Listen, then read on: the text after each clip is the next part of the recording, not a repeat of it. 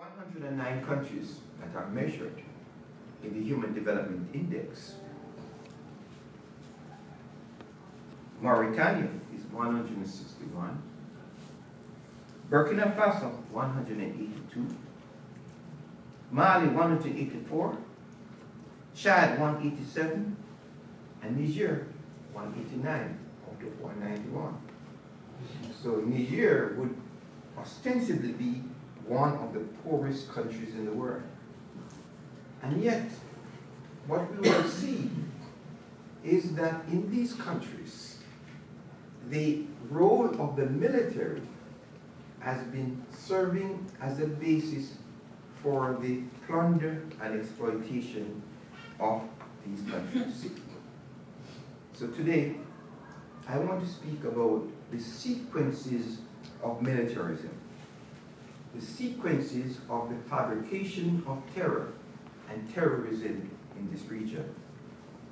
And so I will speak about the fabrication, sequences, the specific case of Niger, and why this moment historically is making a decisive break in the militaristic relations. And I will conclude by speaking about the responsibility of the intellectual. What is our role in coming to terms with what is going on in this region? I'm going to argue that there have been 9 sequences. And this is the chapter of Lutako Gorma. If you don't know this, this is going to be a very important charter that was signed. And this is a turning point in Africa. So I want to talk about 9 sequences. 9 sequences. The first sequence, the kidnapping of 32 European tourists in the Sahel in 2022. The second sequence, the false flag operations in Mali, planning for the creation of the United States Africa Command and what the United States call the Pan-Sahel Initiative. The third sequence is the alliance between the United States and France with the creation of the Pan-Sahel Counter-Terror Initiative, leading to the creation of the United States Africa Command. The fourth sequence is what I would think I want to spend a lot of time on, which I have dealt with in the book, is a fabricating of terror to destroy Libya and to destabilize the Sahel, especially Mali, especially through returning several thousand Tuareg back to Mali. And then France, having returned those people back to Mali, then goes to the United Nations to say, we're seeking support to fight the same terrorists that they created. That is the fourth sequence. And we won't spend some time on that sequence. The fifth sequence is the fall out from the Libyan intervention, the entry of France into Operation Serval and Operation Barkhane. This is where the French economic and military dependence on the United States was most manifest. Then we will cover the sixth sequence, the France and the war in the Sahel, and the death of 4 US soldiers in 2017. This, up to now, we don't know what happened. Who was responsible for killing these 4 American soldiers? I've written about this elsewhere, where I wrote about the quagmire in US relations. The seventh sequence, revolution in Sudan, military coup in Chad, and the drive in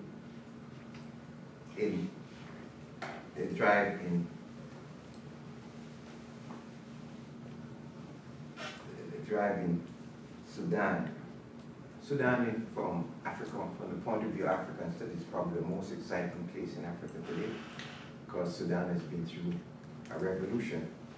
from the bottom, where the people of Sudan removed the military, and in 2019 set out the stage for the transition to civilian rule under the leadership of resistance committees in Sudan. The power and dynamism of the resistance committees was such that the military intervened in 2021, October, to reverse the transition to civilian rule. But nobody talks about that military intervention. They were talking about the military intervention in Niger. The 8th sequence is the military interventions in Mali, Burkina Faso. And that is the 8th sequence that became decisive when the military intervention in Niger took place. Now, we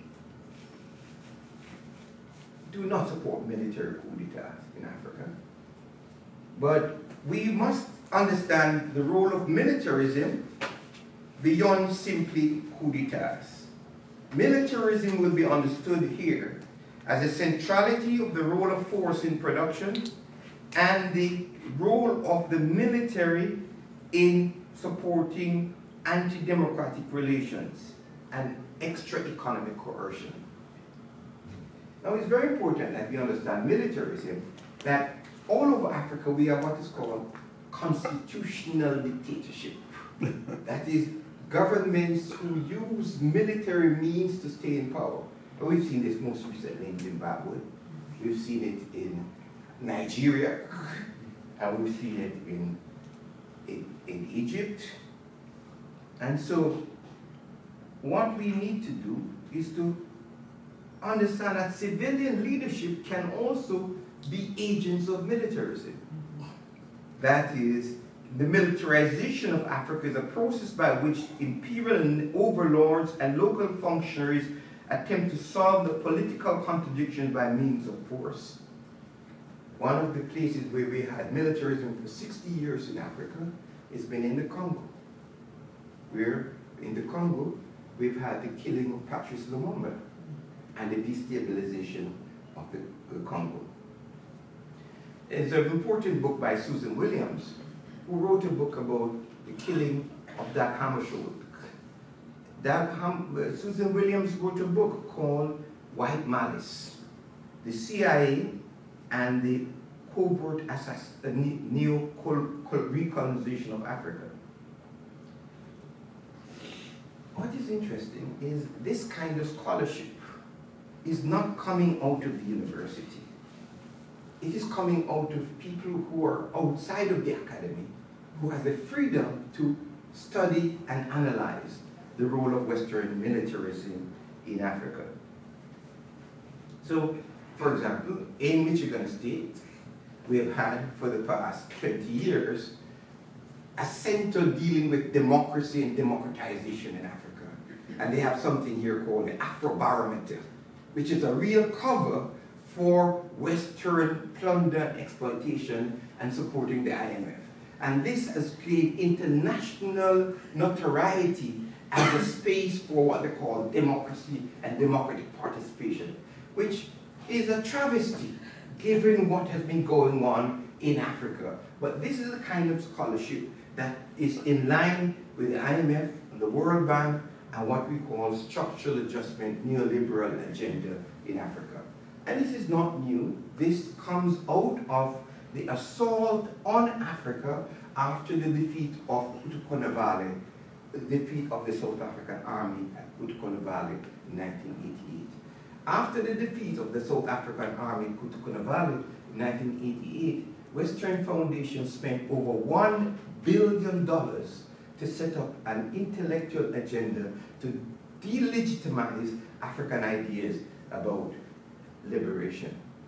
So the dominant literature you'll see in Africa is about failed states and failed African governments. And you'll hear about governance and human rights and democracy, when in fact there's anti-democratic governments in Africa. And so the literature on militarism does not critique things like the Afrobarometer that came out of Michigan State, but is part of a whole infrastructure, an ecosystem of pseudo-democracy, where Sam Harriman calls it the democratic fraud in Africa. And I think what is seen in the military interventions is the puncturing of this democratic fraud. So what we do know is that the militarism in Africa is most manifest in what is called the United States Africa Command. The United States Africa Command was set up in 2007, and usually, again, the literature, in my view, is flawed because the literature focuses on what they say is American military bases all over Africa. And so there's an emphasis on American military bases, and America really have only one base in Africa, that is in Djibouti. And they talk about forward operating sites, FOS, cooperative security locations, as well as numerous contingency locations. Now, Nick Thurst, who's a scholar who has done a lot of work on this question of the United States AFRICOM, is focused on these so-called bases. I am not, because the United States has less than 6,000 military personnel in Africa.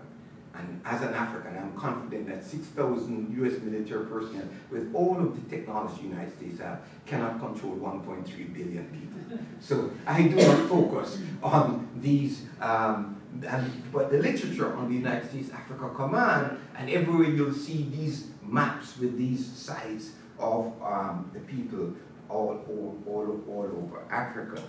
What I am focused on, however, is the relationship between the United States Africa Command and the US Treasury, the US Department of Health, and the US Department of Education. Why is it that PEPFAR, which is supposed to be helping health, comes under the Pentagon? And I would focus more on things like the United States military and the United States social science. Most Title VI programs under the United States falls under the United States military and the social science. The United States military and the social science, from the time of Project Camelot, right down to what they call the humanitarian systems, are a form of militarism and militarization in Africa that seeks to direct the agenda of African studies in the United States of America. I have written on this when I've written on culture-centric warfare, but the two scholars that you would find very useful in this is David Price and Richard Gonzalez. The importance about Richard Gonzalez's work is to bring the question of militarism to the compute age, where he's dealing with what he calls computational counterinsurgency. Computational counterinsurgency is the manipulation of data and the manipulation of information to promote information warfare in the United States of America and in Africa. So the challenge for those of us who are scholars is to be able to grasp the role of the United States in the weaponization of everything. The weaponization of everything takes us beyond neoliberalism. Neoliberalism is now dead. We've been through social democratic United States. Neoliberalism and the literature on neoliberalism and structural adjustment has been quite useful. But now the United States, in the past 10 to 15 years, since the Wall Street crisis of 2008, has moved to the weaponization of everything. The weaponization of finance, the military management of the international system, and I've written on African security and the military management of the international system. Weaponization of trade, the trade war that we've had with China, weaponization of information, weaponization of the internet, it's cyber warfare. So we are at a stage where militarism has reached a new stage in Africa. And everyone talks about how Africa is a platform for the 21st century. So the issue is, how does Africa fall into this weaponization of everything? And how do we stop this?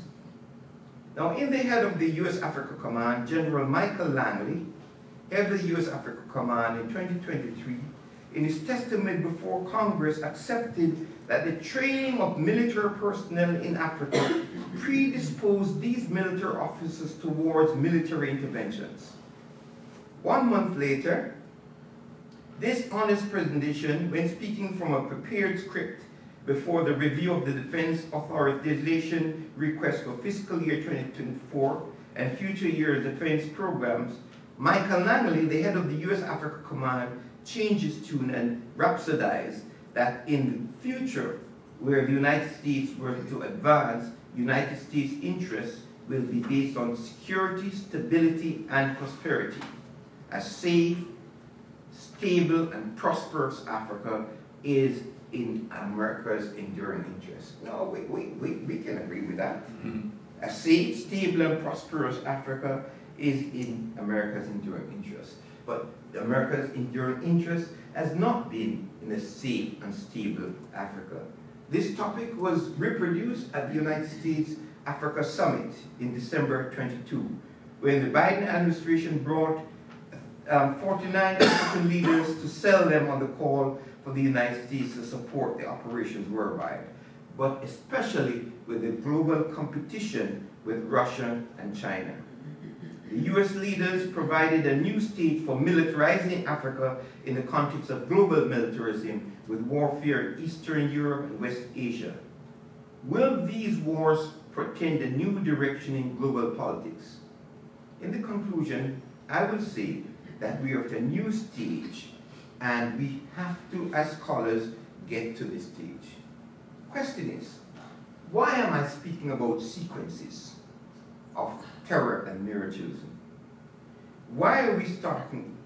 Jeremy Keenan, who wrote the book, The Dying Sahara, U.S. Imperialism and Terror in Africa, the Bush administration, he said in that book, the Bush administration fabricated a war and terror for its own political purposes.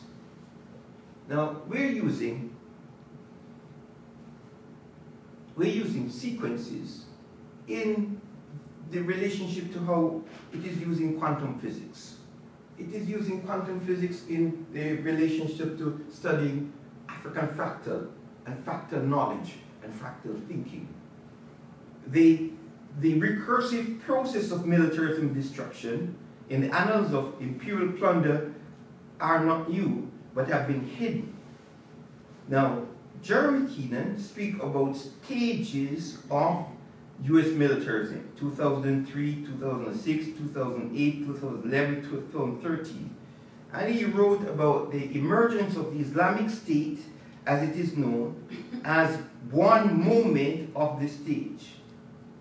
Now, I am using sequences instead of stages because I want to deploy a fractal emancipative framework for understanding Africa. African fractals and fractal wisdom comes out of African mathematics, which gave us the internet and gave us modern computing. Most people do not know this work on Africa, but how did we understand this everyday? In everyday parlance, sequence refers to following one thing after another, succession. Sequence effects happen when sequences of conditions in an experiment interact with each other. In other words, early events can have an effect, late events, or events that happen at the same time can affect each other. Sequence effects happen when sequences of conditions in an experiment with each other. In other words, early events can have an effect later on late events, or events can happen at the same time on each other.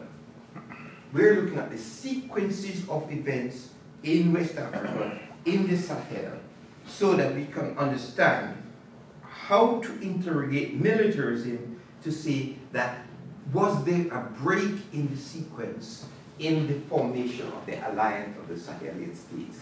That is the thrust.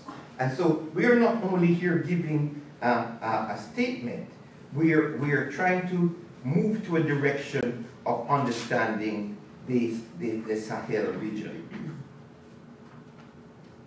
So we go beyond the stages of Jeremy Keenan, whose scholarship I would recommend to you. So the Pan-African concept of the Sahel, which is what we're focusing on today, comes out of our understanding of global Africa. Global Africa look at the entire African continent and its African children. I know in African studies they have this thing that has been contrived by the Pentagon called Sub-Saharan Africa. We don't use that formulation in Pan-African studies or in Africa, because this thing called Sub-Saharan Africa is the role of the Pentagon in dividing Africa according to its military requirements. The area below Africa, below the Mediterranean area, sometimes called the Maghreb, in the North Africa, and the belt of the humid savanna to the south. The Sahel stretched from the Atlantic coast in the east through Mauritania, Senegal, the Great Bend, Niger River in Mali, Niger, Burkina Faso, northeastern. This includes the area of the Sahel. So we are talking about the Sahel in terms of the reconstruction of Africa. This is a space for the rejuvenation of Africa.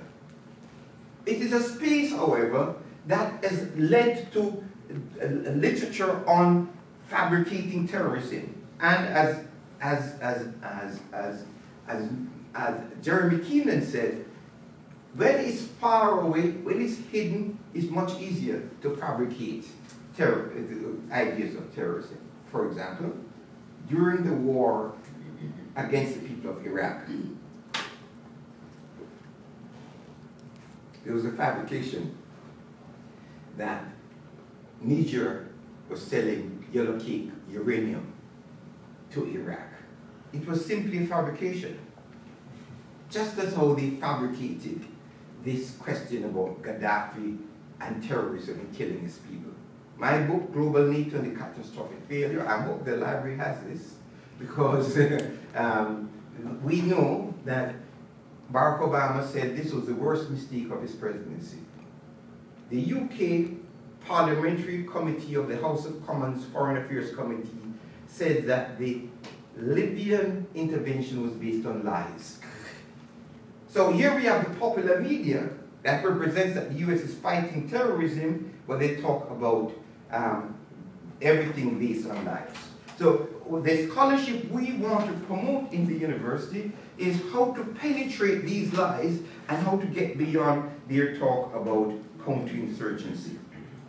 Counterinsurgency is just to ensure the support for the this counterinsurgency is to support for the looting of Africa. This chart shows $192 billion out of Africa, and this money coming out of Africa, coming illicit financial flows, taken out of the continent by multinational corporations, debt payments, brain drain of skilled workers, and so forth. And these figures are done by the Global Justice. The point I'm making, why is it this kind of work about exploitation is not going on in the university, but going on outside of the university? So we now see that the university is compromised by the relationship of the United States and France in what they call fighting terrorism in Africa. France is particularly vulnerable. But the US has been dependent intellectually, politically on France to reproduce ideas about counterinsurgents in Africa. France is a weak state in Europe. France was defeated militarily in Haiti in 1804. And after the military defeat of France in Haiti, the United States got stronger. But the United States, how many of you know that the power of the United States came out of the defeat in Haiti? How many of you know this? You didn't know this? The Louisiana Purchase. What did the Louisiana Purchase do? It doubled the size of the United States of America. And the Louisiana Purchase was a direct result of the defeat of France, where France was so weak it had to sell the Louisiana territory to France. So France never recovered from that, and as a weak state in Europe, developed some of the ideas of scientific racism. In the 20th century, the French crimes in Africa are legion. France was defeated in World War I. The Germans walked into Paris. World War II, the Germans walked into Paris. And in both cases, it is the use of African forces that saved France. And yet, at the very moment when they were celebrating the end of World War II, that very day they killed hundreds of thousands of soldiers in Senegal. And soldiers in Senegal who were protesting for better pay was killed at Camp Thiore. Semben Osmani, I'm sure many of you know the film. Yes? So France is a weak state in Europe that came up with counterinsurgency after it was defeated in Vietnam. Galula came up with the theory of counterinsurgency. And the US, if you read a journal like the Texas National Security Review, read a very long article, France, War in the Sahel, and the evolution of counterinsurgency in Africa. France war in the Sahel is to maintain French power in Africa. And French power in Africa is out of so many ways in which French deploy military, ideological, financial resources in Africa. Howard told me that you recently had Ndongo here to speak, and he spoke about the role of the CFA. And one of the most important work that has been done in the past 10 years in Africa is African scholars have penetrated this idea of the role of the CFA in France and what the CFA does in terms of Africa. So the roots of militarization in this region has to do with France fighting to save the French currency, French control of African resources. In fact, you remember when they invaded Libya, Sarkozy said, we must fight to save the euro because of the plans in Africa. So the roots of militarism has to do with France and Algeria, and I won't go through the spread of the armed Islamic groups from the dirty war in Algeria, where over 200,000 persons died. I won't go, but I want to really talk about fabrication of terrorism. Firstly, if a story is to be fabricated, it helps if the place chosen for its enactment is out of sight and beyond verification. The Sahara is a perfect place. If an official intelligence source states a handful of phantom people kill a handful of other such people in an area the size of the USA, which is effectively an operational zone closed off the public spaces, it is public access, it's almost impossible to prove that it didn't happen. Secondly, as already explained, the Sahara-Sahel war on terror has been able to rely on a predominantly compliant, remarkable, gullible, and uncritical global media. Thirdly, the management of the propaganda by means of reality control, repetition, narrative, and credibility has been crucial. So the question is that the dirty war in West Africa was all based on propaganda. I want to skip the first two sequences, the first three sequences, to go to the saturation reporting on terrorism in the Sahel. Saturation reporting. Summary account of events that took place in the Sahara-Sahel during this period has been described almost, albeit in nothing short of newspaper items. An estimated 3,000 official government press releases, articles, and media reports of one sort or another. Virtually, all of them are ultimately sourced though sometimes rather vaguely, to US or Algerian government spokesperson and the military intelligence agency. In other words, the entire Western world have been focused on a war and terror in the Sahel that was based on a fabrication. It's a fabrication of the West. They even came up with this idea of the myth of the banana theory of terrorism. The banana theory of terrorism said that terrorists were coming from Afghanistan through Iraq, through Somalia, across to West Africa. These are all fabrications from the Western intellectual and academic sources. The banana theory of terrorism, so named because of the banana-shaped route Washington believed to dislodge terrorists from Afghanistan, were taking into Africa across the Sahelian countries, Chad, Niger, Mali, Mauritania. So the United States then got involved. The United States was dependent on Europe for militarizing Africa, but Europe was defeated in Southern Africa with Portugal, in Britain, in Rhodesia, and in South Africa. So the United States, after the defeat of the South Africans, came up with the United States Africa Command, and then they came up with ACOTA, and then they came up with Proactive Preemptive Operations Group. And they spent $500 million in Mauritania, Mali, Niger, Chad, what they call the Pan-Sahel Initiative in Africa. And they created the myth of Al-Qaeda. Now, this myth of Al-Qaeda is very important for you to understand. There are antisocial elements in every society. In every society, you have people who act against the interests of other people. In the case of the Sahel, you have antisocial elements who have been involved in smuggling across the Sahara for 100 years. They smuggle salt, they smuggle gold, they smuggle cigarettes.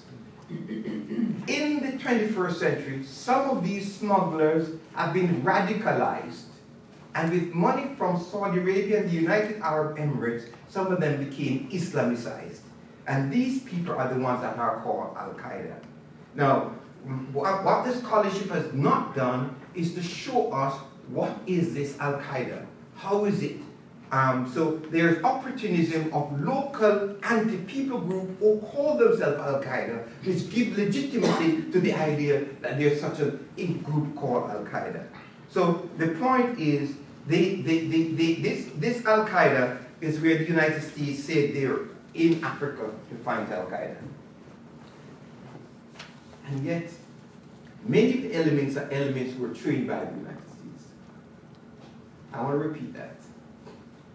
The elements that are called Al-Qaeda are social forces that were mobilized and trained by the United States and Saudi Arabia to fight in Afghanistan in the 1980s. And in the case of Libya, these are the forces that were used and mobilized to overthrow the Gaddafi regime.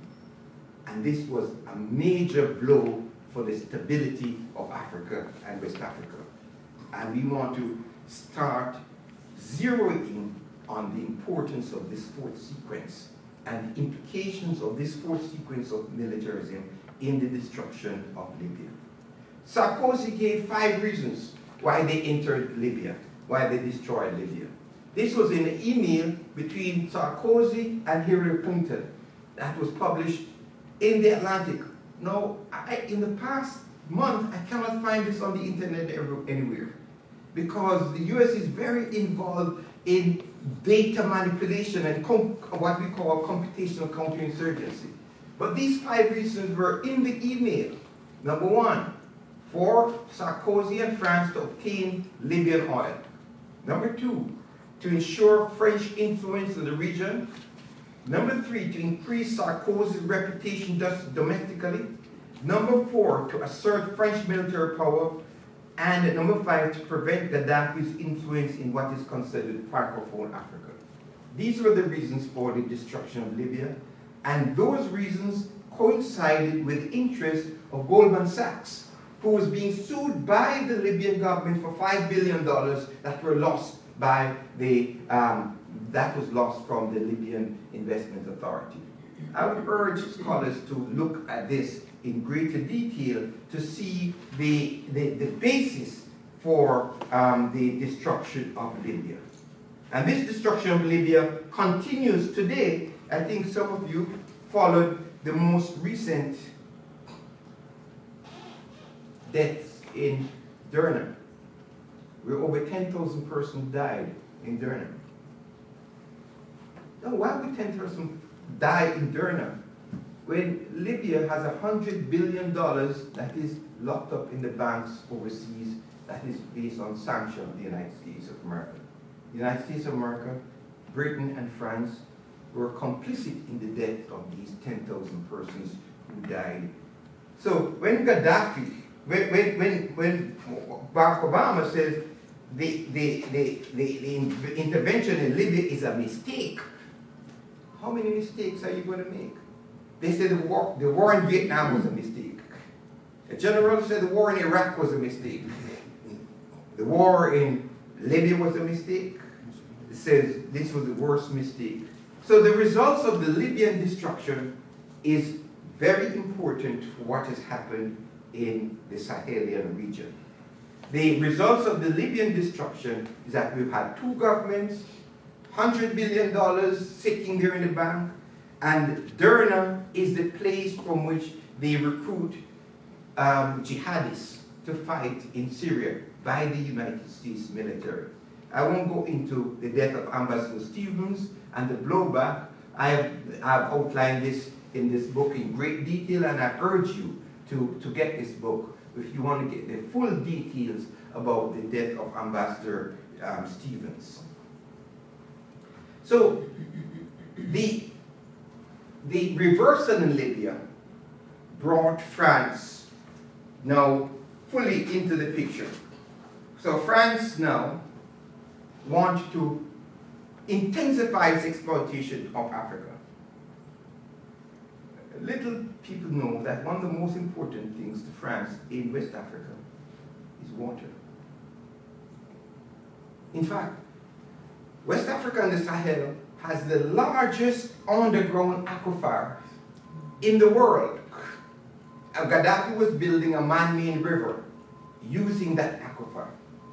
And the first thing they did in the invasion of Libya was to bomb the factory that built the pipes for the man-made river. The importance of water, I believe, is even more important than the CFA in Africa. Energy. France, 70% of its electricity comes from nuclear power. That nuclear power is coming out of uranium mined in Niger. Commodities. French troops and equipment provides employment for over 240,000 French people. And they determine the education and cultural policies in West Africa. There are some West Africans who are so proud they don't speak an African language. They speak French. But now we've come to the end. In fact, before coming here this morning, I was reading in Le Monde, September 26, French military in disarray in Africa. The Newsweek, same September 26, France defeat in Africa as a way for the future of the United States. They call it the end of an era. I am here to say, if this is an end of an era, how will our work and our scholarship coincide with this new era? What are we doing as intellectuals to reproduce the kind of scholarship as that was produced in Michigan State at a certain period when the end of apartheid was coming to support the divestment campaign in Southern Africa? So the fifth sequence is the fallout of the Libyan intervention, when the French, along with people from the Tuareg, created the movement for the unity and jihad in West Africa. And the French supported jihadists in this region. The Tuaregs are one of the peoples of Africa that will benefit from Pan-Africanism. The Tuaregs are to be found in Algeria, Libya, Mali, Niger. And when they created an Azawad, a national liberation movement, out of genuine concerns, the French manipulated them and created what they call Operation Serval. United Nations Security Council Resolution 2085 of December 12, 2012 request assistance for France and Operation Barkhane, launched in 2014. This is the foundation of the manipulation and destruction that we are seeing coming to an end. Recently, the Malian government complained that all of this time they did not have control of their own airspace when France was there. And the Malian representative, speaking at the General Assembly in the United Nations last month, asked, how is it that after France was involved in this fighting terrorism, terrorism increased in the region instead of decreasing? So the militarization of the Sahel was intensified to cover France and to support the role of France in this region. So let's come to the competition in Nigeria, because this is very important. Nigeria has over 200 million persons. Nigeria is working with the countries of the Lake Chad Basin Commission for the rejuvenation of Lake Chad. That is to set up a water transfer system from the Congo to Lake Chad, 2,400 miles, to rejuvenate Lake Chad. Who is against the rejuvenation of Lake Chad? France. And when I went to Niger and to Chad to study this project that I'm interested in, the Lake Chad Basin Commission and the Multinational Joint Task Force, we learned that France weapons reach Boko Haram. So there is accusation from the Nigerian government that France has been supporting Boko Haram. So this sixth sequence brings us face to face with Niger, a country with 27 million people.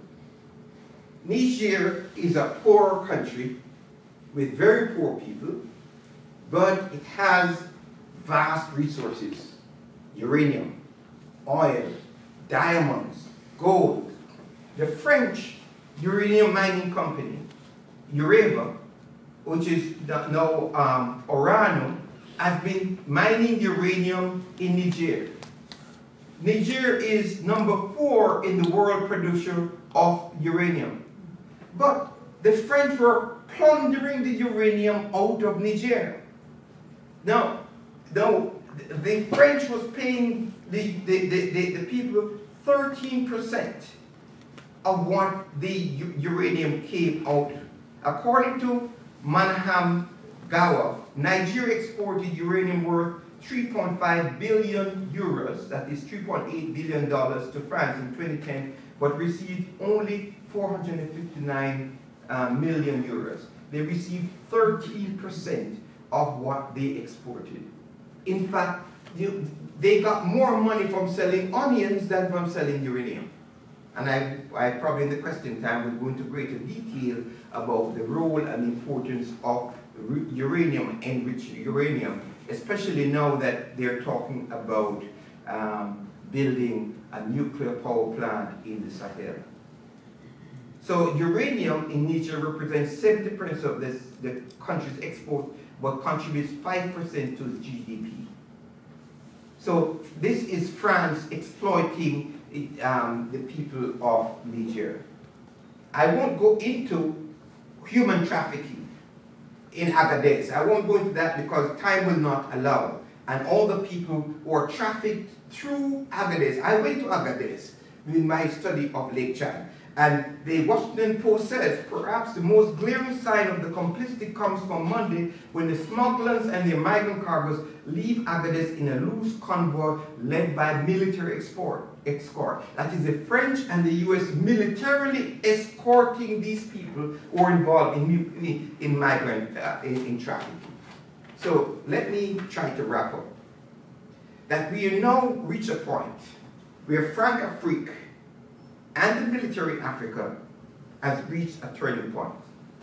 The Africans want more documentation of the genesis of France in Africa. France has been humiliated in Africa and has been defeated in Africa. France has military forces this place called Tongo Tongo. The United States had 4 persons killed in Tongo Tongo in 2017. I can tell you a story in the question time about these 4 Marines that were killed there. Up to now, the Pentagon has not explained what happened in Tongo Tongo, although there have been many studies going on about this. So let me conclude by saying that France is involved in the point of criminalizing people in Africa who oppose imperialism. We've seen that today in Senegal. We've seen it in other countries, and their support for Morocco in an occupation in Africa. And the people of Morocco, of Burkina Faso and Mali rose up against their governments. And they are seeking to create a new direction in Africa. How will our research assist this process? That's the question. If the United States had a summit in December and says Africa will shape the future, not just of Africa, but of the world, how will our research affect that future? How is it, and we're shaping African studies to shape that future? So we have a global reparations movement. I am imploring the Michigan State University to be part of the global reparations movement. What if we unleash reparative scholarship about the role of France in West Africa? Because for us in the global Pan-African movement, reparations is not about money. Reparations is about healing and turning the corner for the reconstruction of Africa. There was a time when enslavement was normal. The abolitionists of that time worked to overthrow slavery. The militant abolitionists today are leading the call for abolition of capitalism and abolition of exploitation. In the United States of America today, we have a challenge where we have a split in the military, the culture of genocide, where the military is divided between the MAGA forces and those who want the United States government to follow the Constitution. So there is a constituency among the young people in the United States to dismantle militarism, abolish prisons, and to set up the task of a new Africa, a new global Africa. The alliance of the Sahelian state has created a new situation in Africa. The Sudanese revolution has changed the calculus of political power.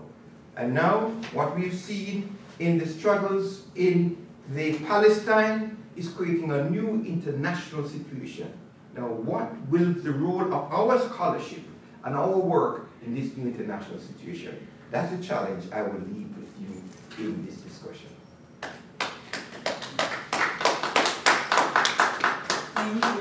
Thank you very, very, very much, Professor Campbell. So now we will open it to questions and answers. Anybody can ask questions or comments about what you have heard. So that's one challenge about MSU. We don't have many people who do scholarship in West Africa and mainly Francophone Africa, but I thought it was important for us to learn about what's happening in West Africa, mainly the French-speaking one.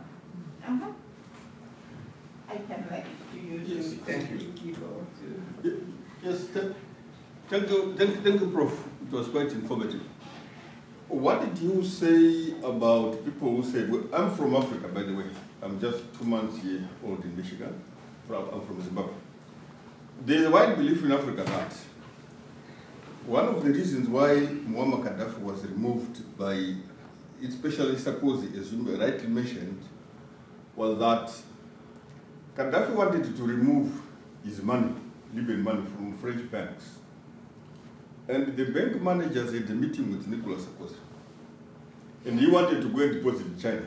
Then remember Muammar Gaddafi also was advocating that Africa should not use the US dollar.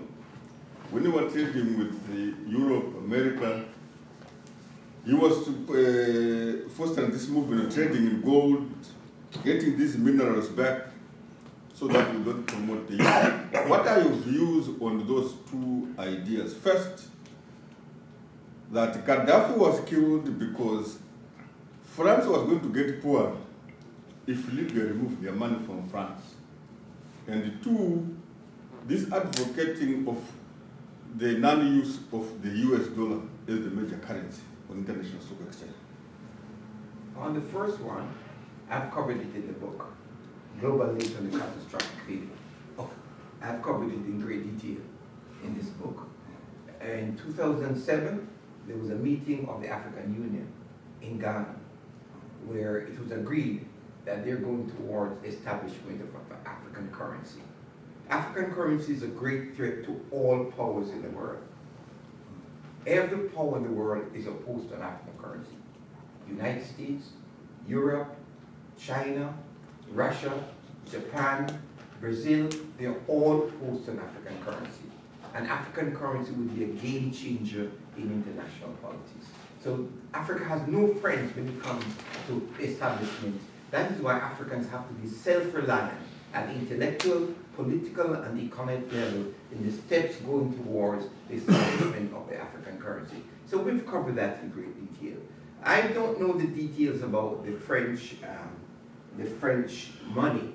What I do know is about the case of Goldman Sachs and the money that they had used from the Libyan Investment Authority. I would urge you to read the case in the London High Court before Judge Trisha Rose in 2016, where you have the entire details of the case of Goldman Sachs against the Libyan Investment Authority. And the details of more than 100 pages will give you some insight of what went on between Libya and the West. Thank you, Horace. As usual, it's always insightful to listen to you. I do remember your presentation and conversation you had about Botswana and Ghana at the time on the fragile democracy. I was listening to you and somewhat curious about your comment about the role of intellectuals in this apparent transformation. I'll call it apparent deliberately because of the second question I'm going to ask. What I want to appreciate is if the academy is a center of intellectual freedom, why do you think the academy, people in the universities seem hesitant to be bold enough to confront these issues and be honest in their research about what they see and do some very critical investigative scholarship on these issues so that they don't just happen outside of the academy, outside of the university? That's the first question. Basically what's happening, why? The second question is, I like your approach to what you call sequence as opposed to phases, because there's always a domino effect when you talk about sequence, and I like that approach. What disturbs me the most is looking at the sequence with first the transatlantic slave trade,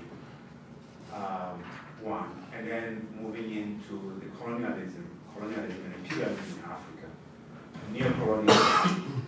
All of those are sequences that, the Pan-Africanists, the Marcus Garvey, Walter Rodneys of the world who actually connected with the civil rights movement in the United States had this impact and gave Africa hope. And Africa got hope. We had independence that was aborted in its infancy. And then we have another sequence following that. The same way that we've seen happening with the civil rights movement in the United States and where we are today.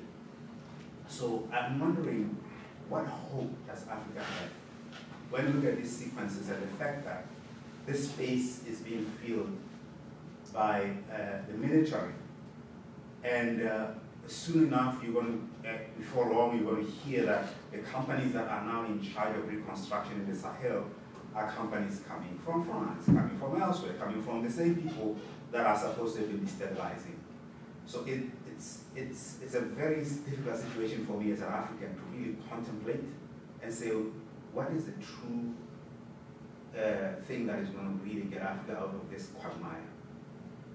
And I hope as a scholar, I know you don't necessarily have all the answers, but I'm just wondering as a scholar who's taking interest in these issues, what your take is and how the future looks like. Is it going to be another aborted transformation or? Thank you. There's some parts of your question that I can agree with it, other parts I cannot agree with. Okay. The part I cannot agree with is that the African independence process has been aborted. I cannot agree with that. I lived in Tanzania for 6 years, and we worked in Tanzania in the Liberation Support Group, and the anti-apartheid struggle was in Southern Africa, anchored in Tanzania, and at that time the South Africans killed 2 million people. The South African army was in Mozambique, Angola, Namibia, Zimbabwe. So the fact is, this was a decisive turning point in the history of Africa. So I cannot agree with you that it was aborted. Yes, we have not accomplished all of what we had hoped for in Southern Africa, but Southern Africa is a space where Africa can unleash diplomatic, political, and military power on the world. And we've seen that today in BRICS. So I cannot agree with you when it comes to abortion of the African independence process.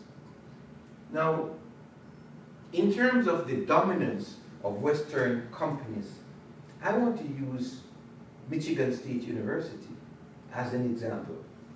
I am old enough to come from the generation that was in the anti-apartheid struggle, when the University of Michigan was involved in Project Camelot, when the University of Michigan State was involved in CIA planning in Southern Africa. But even in the midst of that, you had scholars in Michigan who worked with students who did what is called boycott and divestment. So a lot of scholarship in this university came as opposition. I am saying there's room for that. There's room for that agency. The question is, do we just do work that is financed by Title VI, or do we find space for new networks?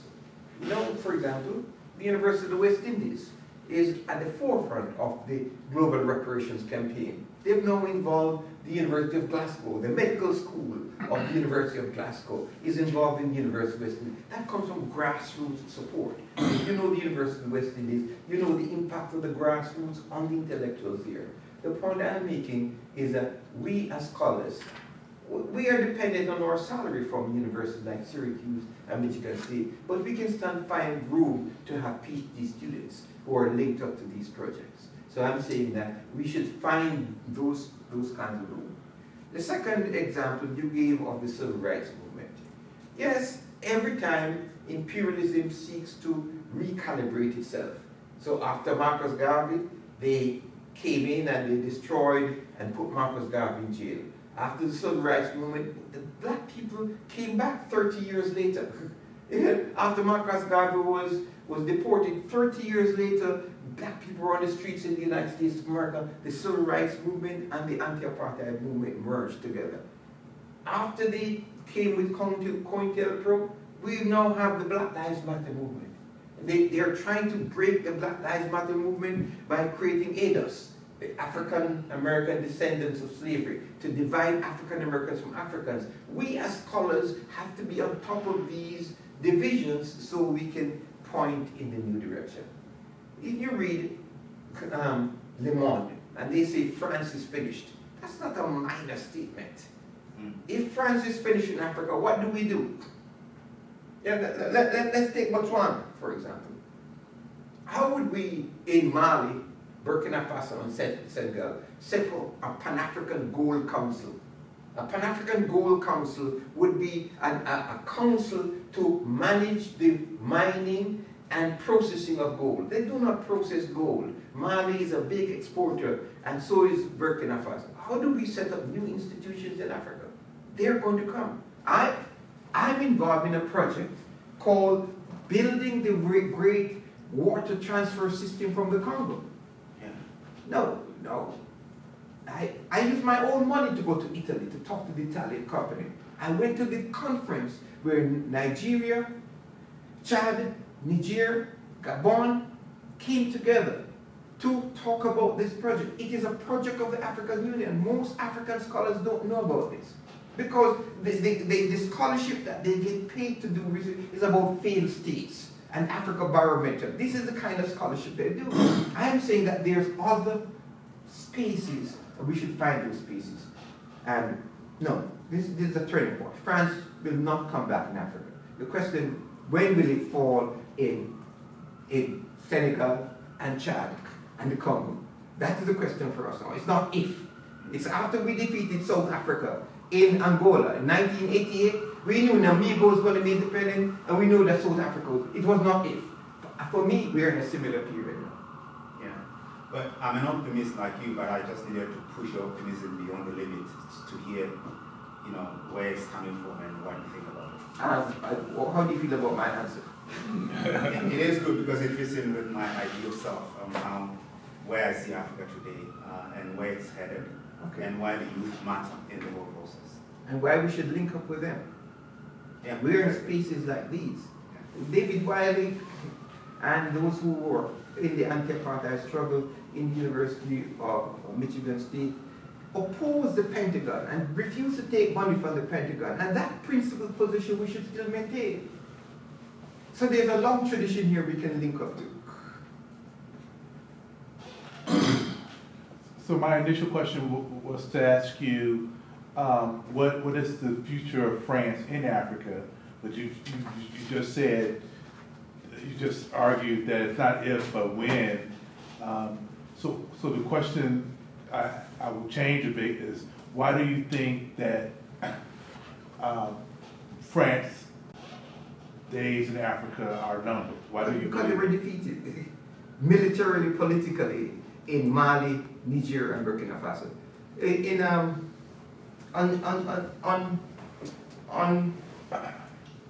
On September 11th, Macron gave a speech. He was saying France is never going to leave Niger. Well, that speech was directed at the United States of America because France is dependent on the United States of America for four things: intelligence, surveillance, reconnaissance, and for airlift. But the United States has decided that they're going to make a deal with Niger. So for a month, the United States did not call what happened in Niger a coup, although France was calling on them to call it a coup d'etat. No, they've called it a coup. But the United States Air Force made a deal with the Nigerian military that you can stay there. And so what the United States is doing, they're manipulating France. What we have to do ourselves is we have to work with the people in Niger to say that we're not on the side of the United States. So we keep on top of the situation, not from what the media is saying. But France is finished.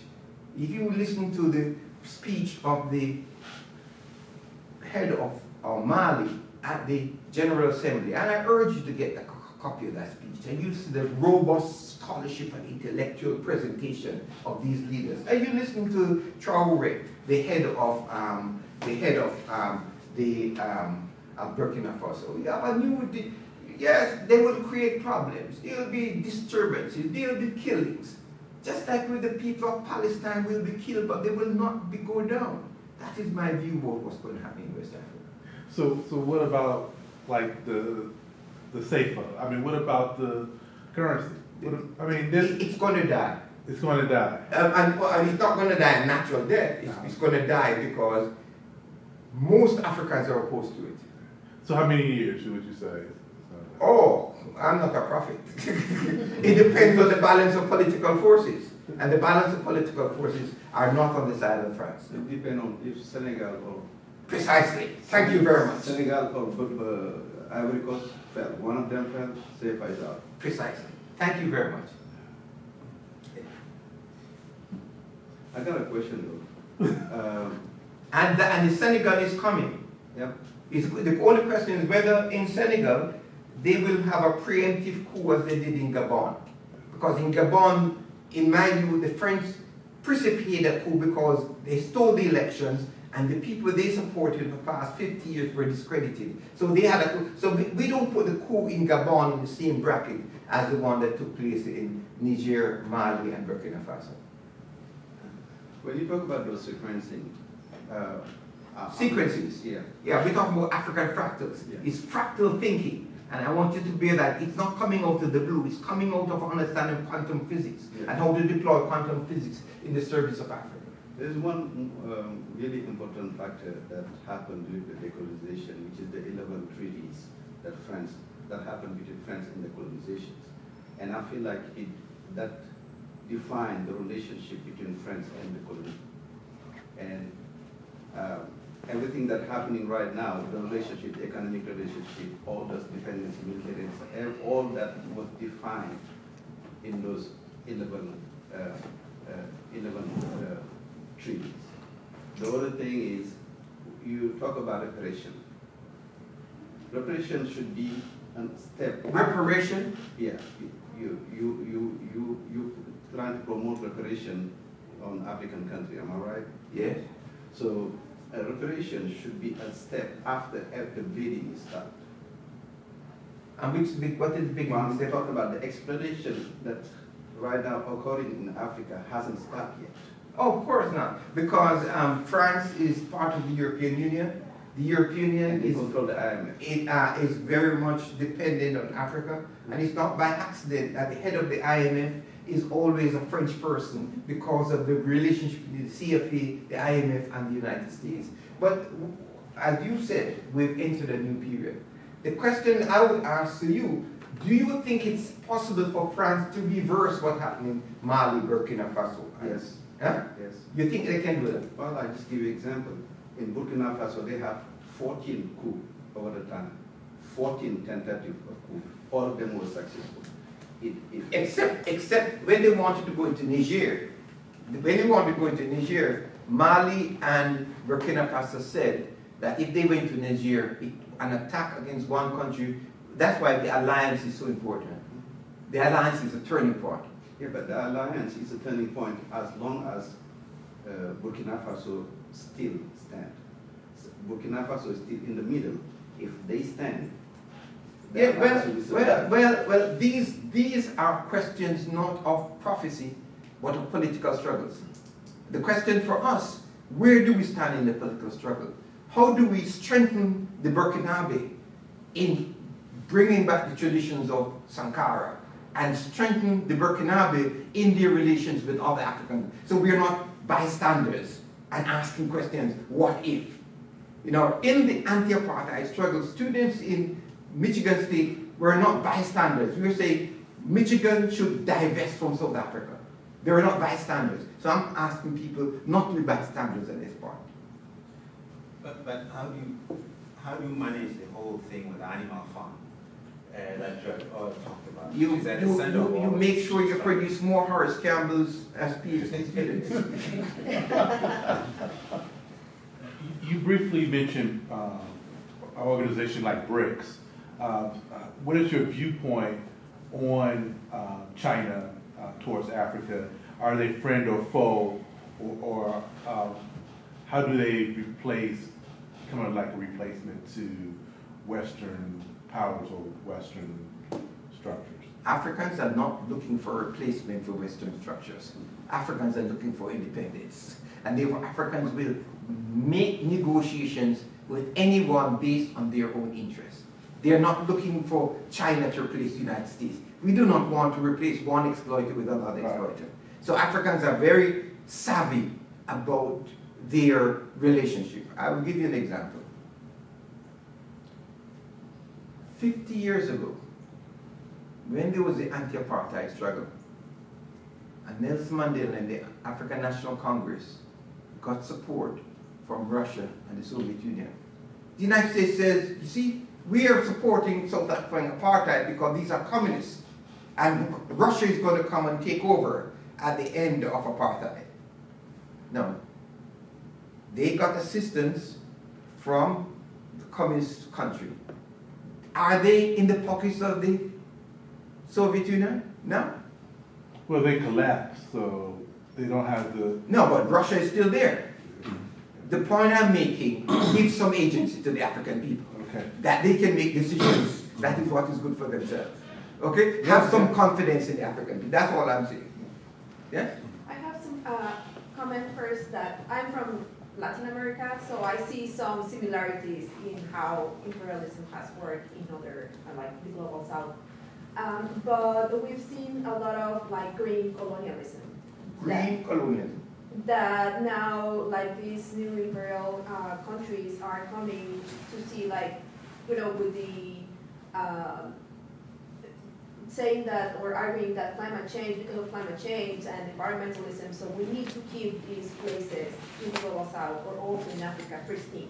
So they are very much against like resource extraction and everything that they have put on, like for example the World Bank, and it's to maintain and keep, or like to keep people from exploiting their own resources.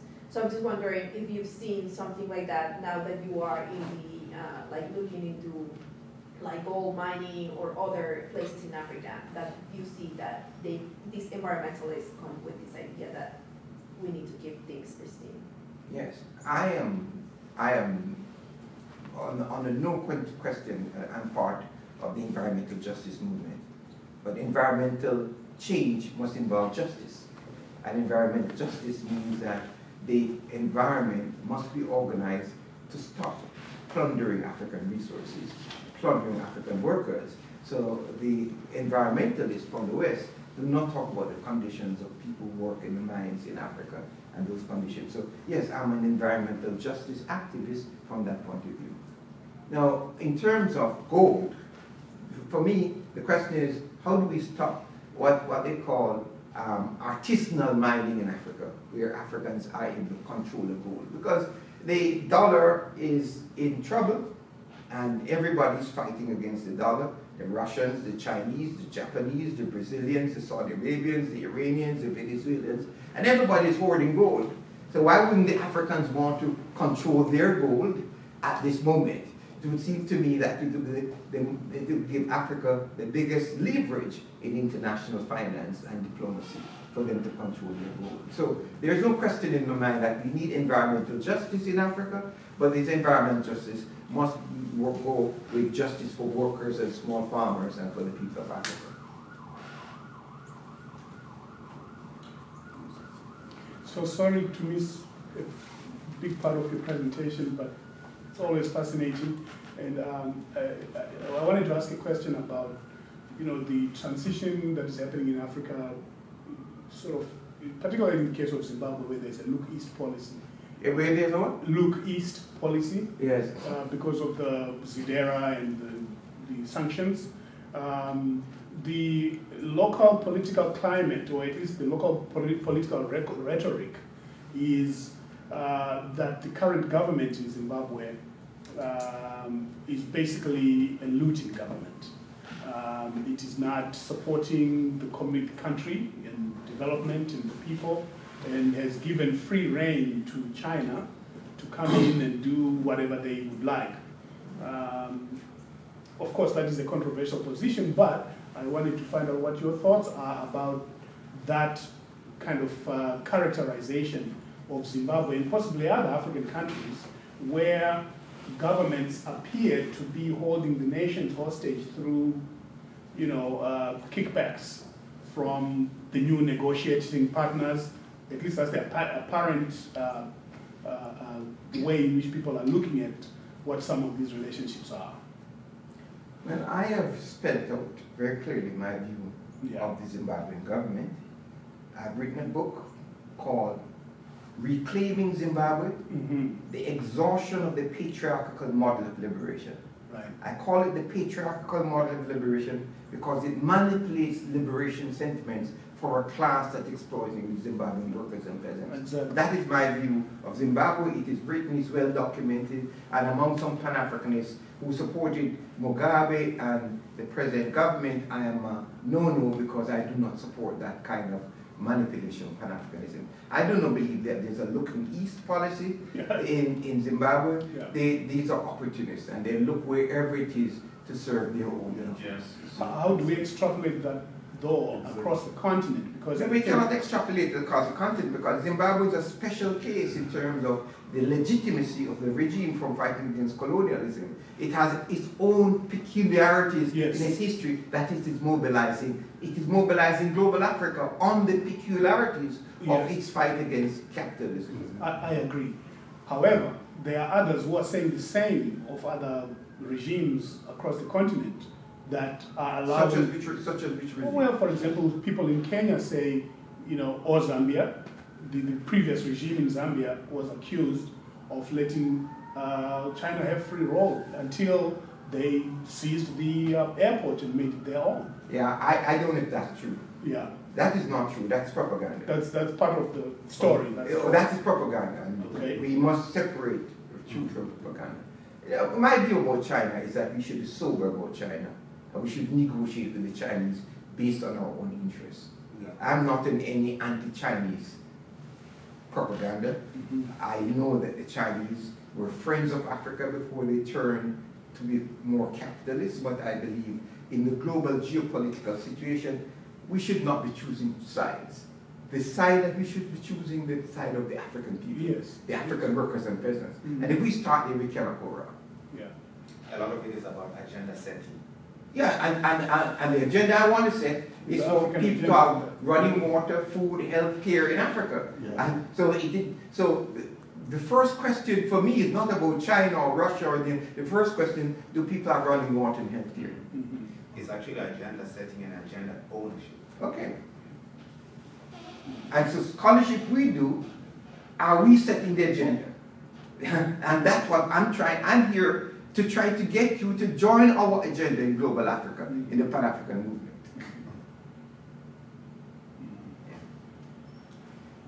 And you talk a lot about the importance of having students Yes. get involved. Yes. So I was just wondering if you have some general ideas, like how we get a university like MSU, how can we galvanize or get the student involved from your experience? I go back to the anti-apartheid struggle. And the people in Michigan State University who were post-apartheid, the whole intellectual infrastructure of Michigan State as part of the African Studies Center and the Association of Concerned Africans was bringing students from Africa and the United States to study how to oppose apartheid. So even though they were getting money in Title VI from the US government, there was a robust scholarship around David Wiley and others in this university. You can do the same thing now. It requires the agency of the professors and building networks internationally. Let me give one example. Dongo was written this book about the CFA, and he's written this book to outline in great detail what if we have students who are associated with Senegal and West Africa doing research on the future of the CFA. The room for research is limitless. It is based on our imagination and our confidence as Africans to do this. When we have no confidence, we say, well, after all, this is failed states, and France is going to come back anyway, so why go there? Then we won't do anything. We'll just be bystanders. I am not an observer. Okay? Oh, I'm against France, and I don't think France is going to come back. Okay. They're going to destroy what they do, but I feel like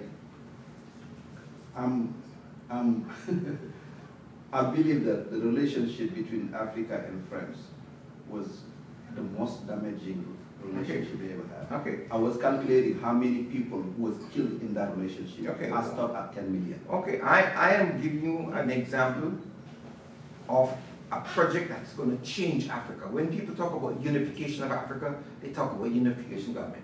I'm talking about 8 major canals in Africa. We're talking about the water transfer system from the Congo to Lake Chad. It's on the drawing board. We're doing the environmental impact statement on it now. Very good. Okay? Most people don't know about these initiatives going on in Africa. from an Pan-African institution, the Lake Chad Basin Commission. Is it also working on energy? Because I know that. Not right now. Okay. But that's another area. I was having breakfast with Awa. She was talking about the Russians and the Burkinabe building a nuclear power station. How much research we are going to have to do about this nuclear power station? Are we waiting for it to be built before we do the research? I think let's say something about agenda setting, which I like, and I think what you are saying with the basin and the water system, that is an excellent example of an agenda that is practical and that's going to change things. I think the idea would be to sort of identify the spaces where such agendas may be set and where people can participate and where students can be brought in along, of course, with the leadership of scholars. And I wondered whether they already existed, some of those spaces, or these are things I think that's why I was invited here today. Yeah. For us to create One that of them, space. yeah, exactly. Okay, we have the technology that we don't have to be physically present to set up mutually supportive spaces for research. Yes, yeah, because without the agenda setting, things can be so truncated and we can end up sending students. We need some students from Michigan to study the Lake Chad Basin Commission. Right. So things like that, I think, require some kind of a central place where we can. You have the place. Together. It's called Michigan State University African Studies Center. No. I mean a central place that involves where we can create the space. You have it. You have it already. Yeah, but we haven't created. You haven't created the agenda. The linkages need to be there. Yeah. Okay. You have the space. Yeah. So give yourself the agency. We do need to have the linkages. And to activate those linkages and to bring the actors. That's what I mean. I don't mean there's Awa there, there's Dongo there, there's me there, and there's scholars in Kodesre. And those, so we need to make those links and bring us together. That's what I'm trying to say. No, I was going to say that some of the linkages, I think even the agenda was set in NEPAD. No. NEPAD was not our agenda. Yeah. NEPAD is not our agenda. No, I'm saying to extract some of the good things that you could have come out of NEPAD during the Make era. No, NEPAD was not our agenda. NEPAD was created by the South Africans to oppose the reparations agenda. The agenda that we need to follow is the agenda of the University of the West Indies and its Caribbean Reparations 10-point project. The 10-point project of the reparations, we're pushing this internationally. Okay. I give you an example. There is a project in the United States called Reparations and the University. Every major university, Michigan was not a slave state, so it's not so big in Michigan, but Harvard, Brown, Yale, Virginia, Georgetown University, every major university have some project about reparations, reparative justice. But Africans don't want to be part of it because Europeans went to Africa and told them, if you talk about reparations, we'll not give you aid. So they came up with NEPAD. Hillary Nichols was very angry. He wrote a paper called From Pan-Africanism to Global Africa because of his disagreement with Thabo Mbeki. I'm not going to go there. Okay. I disagree with Thabo, but we are going to work with the Global Africa. So my intellectual base is in Dar es Salaam, in the Dar es Salaam school. And in Dar es Salaam, we know we have institutions. We have the most successful state in Africa is Tanzania, because it's a state that can deploy force and power across Africa, even today. So you're tracing the path of activist scholarship, the Walter Rodney and others. Well, I'm trying to ensure that it's kept alive. Yeah. That's intriguing. I appreciate that. Well, please join us. Maybe we should separate that document to talk about which one? West Indies that you are talking about. The CARICOM 10-point program? Yes. My friend. Okay, the CARICOM 10-point plan is the 10 points of the Caribbean governments. The first point, full formal apology The healing process for victims and descendants of enslaved and enslavers requires a procedure, the offer of a sincere, formal apology. Number 2, repatriation. Africans must be able to go back to Africa from the Caribbean and North America. Number 3, indigenous peoples development program. Number 4, cultural institutions. Number 5, public health crisis. The health crisis in diabetes, high blood pressure is linked up to slavery. And when you read a book like Medical Apartheid, you see the link between reparations and health in this part of the world. Number 6, illiteracy eradication, an educational program. Number 7, African knowledge system. How do you push forward African knowledge? That's what we're talking about here. Number 8, psychological rehabilitation. Number 9, technology transfer. And number 10, debt cancellation. This 10-point program, all the governments of the Caribbean agree to that, which is a major diplomat. Of course, there are some weaknesses in it. But the World Bank and the IMF threatens the government that you shouldn't sign on to this. But they're now leading Latin America and in North America, so we have a global reparations movement. And we have a robust reparations movement in the University of the Caribbean. We don't have courses on this in the University in North America. They want to cut us off from this discussion. Because it's been made to be about money. Oh, but reparations is not about money. If you talk about money, look at what Israel got money for reparations. Look what they're doing to the Palestinians. Reparations is about healing. It's about healing from the past. Yeah. Restorative justice. Well, I think we can stop it here. Thank you so very much for sharing with us. And thank you everyone.